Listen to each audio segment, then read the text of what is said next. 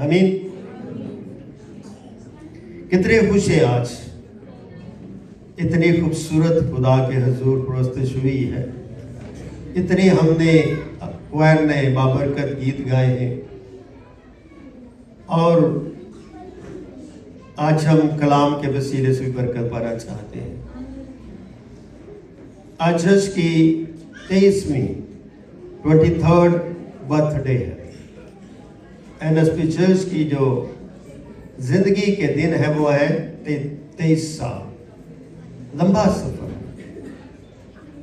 हर साल हम इसी तरह खुदावन में 15 को इकट्ठे होते हैं और दिल भर कर खुदा की शुक्रगुजारी करते हैं। क्यों शुक्रगुजारी करते हैं? कि हमारा खुदा जिंदगी का कलमा, जिंदगी का मुनज्जी यीशु मसीह क्या है, वो पैदा हो गए। 2000 से ज्यादा अरसा गुजर चुका है और आज भी हम यीशु उसी जगह पर देखना चाहते हैं जहां वो 2000 साल पहले पैदा हुआ। मगर मैं आज बताना चाहता हूं कि यीशु पैदा हो चुका है और हमें पैदा होने की जरूरत है। अब जो वक्त है, जो खुशी का लम्हा है, वो हमारी पैदाइश का है कि मसीह तो हमारी जिंदगियों में है। तो क्या हम मसीह जब हमारी जिंदगियों में है, हमने अपनी जिंदगी को नए सिरे से पैदा किया है कि नहीं? कलाम की बातें बहुत होती हैं, घंटों लग जाते हैं, मगर मैं ज्यादा वक्त नहीं लेना चाहता क्योंकि सर्दी भी है, आप लोग दूर से भी आए हैं, वक्त पर वापस जाना चाहिए। आइए मेरे साथ आज की तलावत बाबताबक लूका की इंजील और उसका पहला बाब और उसकी 26 आयत से लेकर हम पढ़ते हैं। लूका की इंजील उसका पहला बाब उसकी 26 आयत से लेकर आगे हम पढ़ते हैं। लिखा, छठे महीने में जब्राइल फरिश्ता खुदा की तरफ से गलील के एक शहर में जिसका नाम नासरत है कवारी के पास भेजा गया, जिसकी मंगनी दाऊद के घराने एक मर्द यूसुफ नाम से हुई थी और उस कवारी का नाम मरियम था। और फरिश्ते ने उसके पास अंदर आकर कहा, सलाम तुझको जिस पर फजल हो, खुदावंद तेरे साथ है। वो इस कलाम से बहुत घबरा गई, सोचने लगी कि ये कैसा सलाम है। फरिश्ते ने उससे कहा, ऐ मरियम खौफ ना कर, क्योंकि खुदा की तरफ से तुझ पर फजल हुआ। और देख तू हामला होगी और तेरे बेटा होगा, जिसका नाम यीशु रखना। वो बुजुर्ग होगा और खुदा ताला का बेटा कहलाएगा और खुदा उसके बाप दादा का तख्त उसे देगा और वो याकूब के घराने पर अब तक बादशाही करेगा और उसकी बादशाही का आखिर ना होगा। मरियम ने फरिश्ते से ये कहा, क्यों कर होगा जबकि मैं मर्द को नहीं जानती? और फरिश्ते ने जवाब में उससे कहा, रूहुल कुद्स तुझ पर क्या करेगा, नाजर होगा और खुदा ताला की कुदरत तुझ पर साया डालेगी। इस बात से वो मौलूद मुकद्दस खुदा का बेटा कहलाएगा। खुदा उनके पाक कलाम के पढ़े और सुने जाने पर उसकी बरकत अब से लेकर हमेशा तक ठहरी रहे। आमीन। मेरे अजीज बहनों भाइयों, मसीह यीशु की क्रिसमस विलादत के दिन से पहले 4 अतवार आते हैं। कितने अतवार आते हैं? 4। हर इतवार का एक मकसद है, तो मकसद है मुझे दो जहां रबाना यीशु मसीह की बशरियत और उसकी अलूहियत के मतलब हम सीखते चले जाए, क्योंकि ये इत्तेहाद है अलूहियत और बशरियत का। और ये पैगाम कहां से आया है? आसमान से। लेकर कौन आया है? जब्राइल फरिश्ता। और किसके पास आया है? मरियम के पास। मरियम क्या है? कंवारी है। उसकी मंगनी यूसुफ से जरूर हुई है, मगर वो कंवारी है। इस कंवारी मरियम के मतलब एक हम पेशन गोई हमें पहले मिलती है। जसाया नबी की किताब उसके 7 बाब उसकी 14वीं आयत में लिखा है कि देखो कंवारी हमला होगी, बेटा जनेगी और उसका नाम क्या रखना? इमानुएल रखना, और जिसका तर्जुमा है खुदा हमारे साथ। अच्छा, जब भी मैं कहीं चर्च में जाता हूँ, जब ये आयत बोली जाती, अक्सर लोग यीशु कह देते, हालांकि उसका नाम क्या रखना है? इमानुएल रखना, जिसका तर्जुमा है खुदा हमारे साथ। तो यहां पर भी जब हम आयत मुबारका पढ़ते हैं तो वहां पर भी मरियम को बता दिया जाता है कि खुदा तेरे क्या है? साथ। ये जबराइल फरिश्ता मरियम को पहले बता देता कि खुदा तेरे साथ। ये चार्ट लगा है यीशु की आमद की क्या है? तैयारी। 4 हफ्ते जो होते हैं ये तैयारी के वक्त होते हैं। ये हमारी प्रिपरेशन है कि हम खुदा में तैयार हो सके, सोच के तौर पर, दिल के तौर पर और रूह के तौर पर। जब हमारी सोच अच्छी होगी हमारा दिल अच्छा होगा। अगर हमारा दिल और सोच खुदा के कलाम के मुताबिक होगी तो हम मरूद मुकद्दस को सजदा करेंगे। क्यों? मसीह की आमद का जो पहला द्वार है वो द्वार अमीर का द्वार का है। क्या है? अमीर का द्वार। जब दुनिया की उम्मीद टूट गई, दुनिया नामीद हो गई, तो खुदा के बंदा मर्द मुजाहिद जसाया ने लोगों के एक उम्मीद का पैगाम दिया। क्या दिया? उम्मीद का पैगाम दिया। उम्मीद क्या थी? कोई धन दौलत, सोना चांदी, तख्त, जमीन की शोहरत नहीं। ऐसी उम्मीद जो दुनिया ने पहले सुनी नहीं। दुनिया क्या कि वो एक ऐसा मकसद उसने रख दिया कि दुनिया तैयारी की तरफ बढ़ना शुरू हो, ताकि दुनिया जो है वो समझ सके, जान सके। ये पैगाम बड़ा कठिन था, तकलीफ दे था, मगर इंसानियत की कबूलियत के लिए जरूरी था कि इस कलाम को वो समझे। वो कलाम था कि देखो कंवारी हमला, बेटा जनेगी और उसका नाम क्या होगा? इमानुएल, और जिसका तर्जुमा खुदा हमारे साथ। ये सबसे बड़ी उम्मीद जसाया ने उस वक्त के लोगों को दे दी। उसकी बशरियत का बयान कर दिया गया।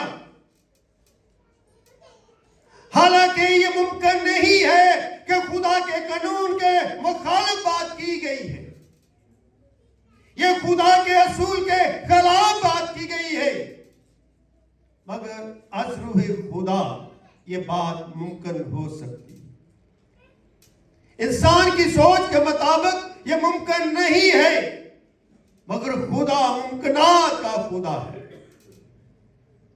जहां से हमारी सोच खत्म होती है वहां से खुदा का जलाल शुरू होता है। अगर खुदा मट्टी से आदम को बना सकता है तो कमारी से कलाम मुजस्सम को भी वो जिस्म दे सकता है। इसीलिए तो यूहन्ना लिखता है कलाम मुजस्सम हुआ, फजल और सच्चाई से मामूर होकर हमारे दरमियान रहा।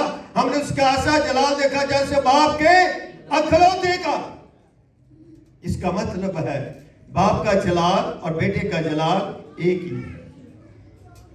ये कोई दो जलाल नहीं है, एक ही जलाल है। बाप जलाली है, बेटा जलाली है, रूह कुद्दस जलाली है। मगर जिस्म कौन लेता है? क्या बाप लेता है या रूह कुद्दस लेता है या बेटा लेता है? जिस्म बेटा लेता है। बाप जो है वो जिस्म नहीं नहीं लेता, ना रूह कुद्दस जिस्म लेता है, मगर ये बातें यहाँ की है। क्या यहाँ की है? लिखा है, और फरिश्ते ने उसके पास अंदर आकर कहा, सलाम तुझको जिस पर क्या हुआ है? फजल। ये बात कौन कर रहा है? कलाम कहां से आया है? आसमान से, तख्त से, बाप से। ये इरशाद लेकर कौन आया है? फरिश्ता है। ये इरशाद आजम जो है खुदा की तरफ से हुक्म इलाही। इस हुक्म इलाही का जो मंबा है, इसके हुक्म इलाही का जो असूल है, वो पूरा होना वाला है। इसलिए इस असूल में खुदा की जो है एक अजमत काम है।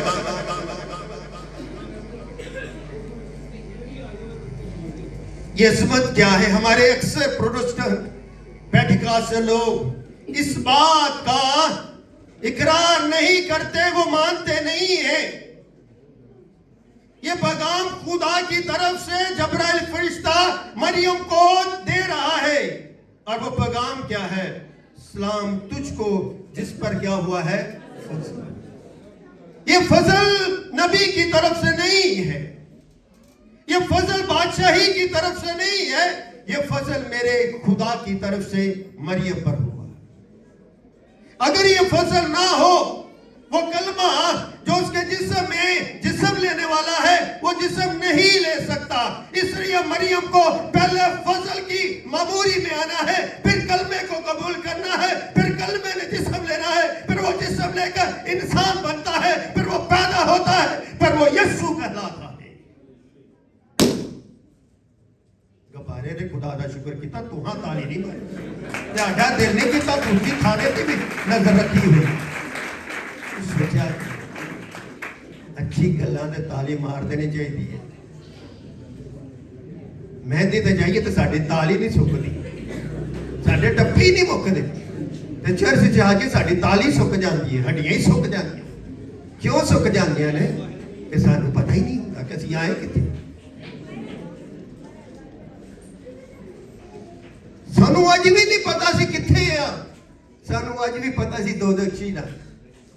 असी दोज़की नहीं है, असी यीशु दे फजल च है। कितने मुबारक हुआ कब खुदा के फजल में हो। और फजल की पहली गवाह कौन है?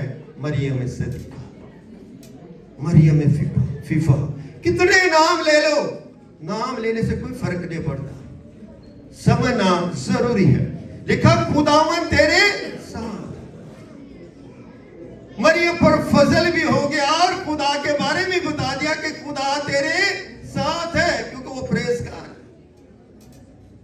हम पर फजल तो हो गया, हमें ये नहीं पता कि खुदा मेरे साथ है। हमें यही नहीं पता कि खुदा मेरे साथ है। फजल का बानी हमारे साथ है तो खुदा भी हमारे साथ है, इसलिए हम मुबारक हैं। ये मेरे लिए बड़ी खुशी की बात है कि मैं आपको फजल की बात कर रहा हूं। ज़बूर 33 में लिखा है, मुबारक है वो कौम जिसका खुदा खुदावंद है। तो आप क्या मुबारक हैं? क्योंकि उस कौम में है जिसका खुदा क्या है? खुदावंद है। वो उस कलाम से क्या करगी? घबरा गई और सोचने लगी ये कैसा सलाम है। हमें भी कोई पैगाम मिलता है ना, पहले ना कहते ले भी हम घबरा जाते हैं। इवें भावें शादी दे संदेशा मिलते तो घबरा जाते और पैसे कितों मान कमेटी तो हाँ पाई नहीं है। मगर ये इलाही पैगाम जो है जबराइल फरिश्ते का उस तक पहुंच जाता, वो क्या हो जाती है? घबरा जाती है, खौफ पे आ जाती, परेशान हो जाती, पसीना तारी हो जाता, सोचने लग जाती। फरिश्ते ने उससे कहा, ऐ मरियम, ऐ मरियम, खौफ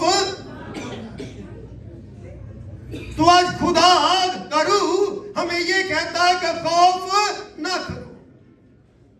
जबराइल फरिश्ता तसल्ली दे रहा, मरियम को कह रहा खौफ ना करो, फिक्र ना करो, परेशान ना हो। वो क्यों ना परेशान? ऐसी बात फरिश्ते ने कर दी, उसके पांव से जमीन निकल। खुदा की तरफ से तुझ पर क्या हुआ? फजल। ये दूसरी दफा फरिश्ते ने ये बात कही है कि मेरी तरफ से नहीं, मैं इतनी ताकत नहीं रखता, मेरे अंदर वो लियाकत नहीं है, मगर मैं जहां से आया हूं, जिस खुदा का पैगाम लेकर आया हूं, उसके वसीले से तुझ पर फजल हुआ है। और ये कलाम ही क्या है? फजल का। तेरा फजल मेरे लिए। तो पैगाम क्या लेकर आया? फजल का लेकर आया। तो यीशु क्या है? फजल का बानी है। और देख तू हामला होगी, तेरे बेटा होगा। वो पेशन गोई जो 700 साल पहले जिसाया ने की, वो पूरी होने वाली है। और देख तू हामला होगी, तेरे बेटा होगा। फजल तो उसने सुन लिया। जब ये बात उसने सुनी होगी, कैसी वो सोच में पड़ गया, ये क्या बात कर रहा है फरिश्ता? किस परेशानी में, किस आजमाइश में मुझे डाल रहा है? और उसका नाम यीशु रखा। बेटा भी होगा, नाम भी बता दिया गया। उसका नाम क्या रखना? यीशु।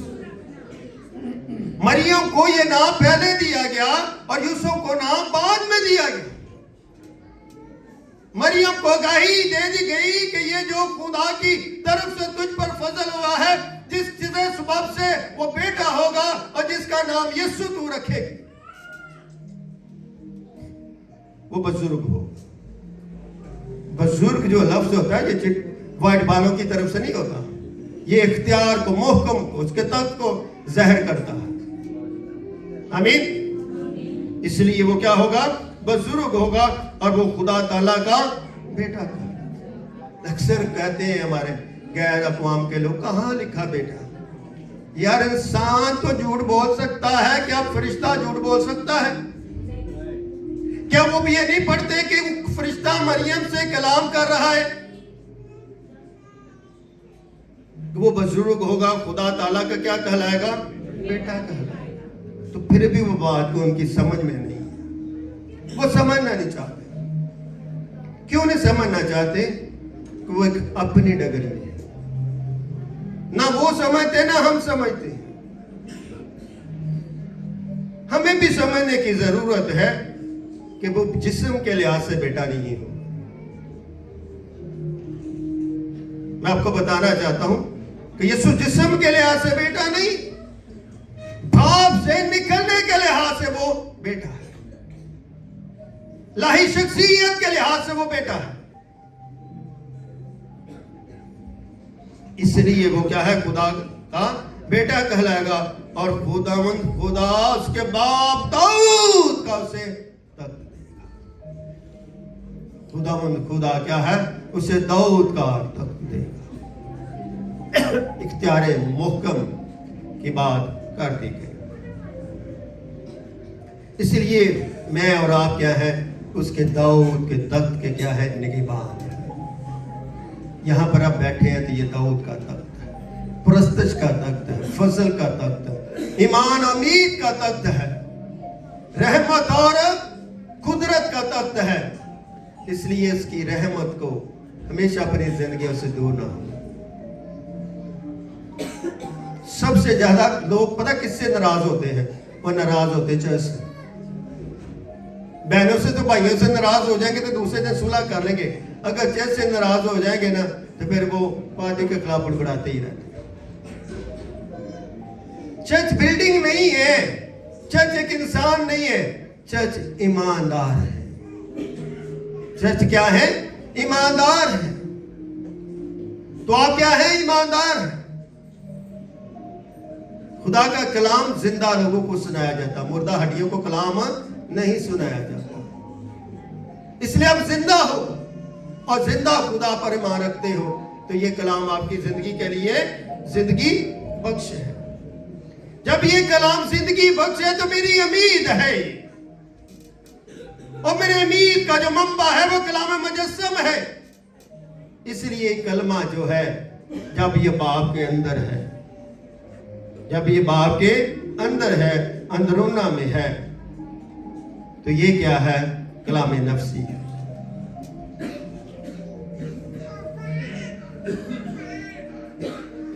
क्या है ये कलाम नफ्सी? ये जो कलाम नफ्सी है, इसका जमाना मकाम ज़हूर होता रहा। वक्त बा वक्त इसका हमने जलाला देखते रहे हैं। ये मूसा को दिखाई देता है, जलती जाड़ी में जाड़ी जलती नहीं है। आवाज आती है, क्या मूसा मूसा अपने जूते उतार। ये जगह क्या है? पाक। तो खुदा जहां होता वहां पर जगह क्या होती है? पाक होती है। तो वहां पर लोग बैठे भी क्या होते हैं? पाक। अच्छा, मैं फिक्र कर रहा यार, इधर दी लाना पोकी जो एक परिया नहीं है ते खाना सी बहुता बना लिया। तो मैं सोच रहा जब मैं कलाम शुरू किया भारी जाना, तो बाकी देखते देखते भर गया। तो इधर जो बैठे लोगों के लिए 2 दफा तालियां। वक्त का वक्त इस कलमे का क्या होता रहा? ज़हूर होता रहा। बता दे किलो खत्म कर तो शुरू है यार। वक्त ब वक्त क्या है उसका? ज़हूर होता रहा। आखिरी बात, और ये ज़हूर जो है फजले रबी है। दूसरा कुआर आ जाता मोहब्बत का। दूसरा कुआर क्या है? मोहब्बत। अब तीसरा कुआर क्या है? खुशी का है।